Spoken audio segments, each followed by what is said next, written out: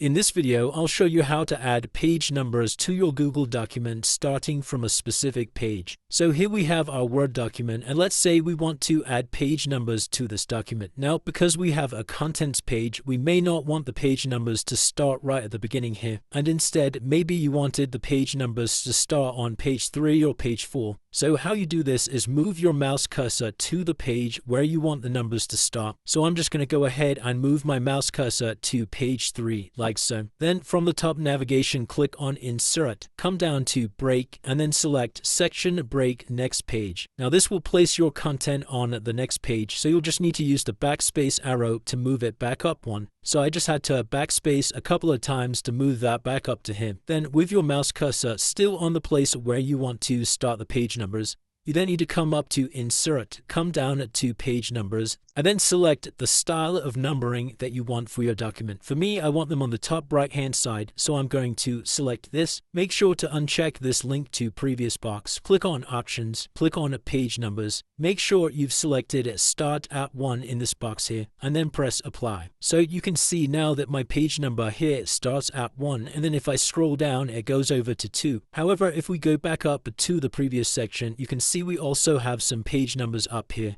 So all you need to do to get rid of these is simply double click on it like so, and then we're just going to use the backspace to delete these two here, and that will automatically delete the first one as well. So that's it, guys. That's how you add page numbers starting from a specific page. If you did find this video helpful, then let me know in the comments below, and I'll see you in the next one.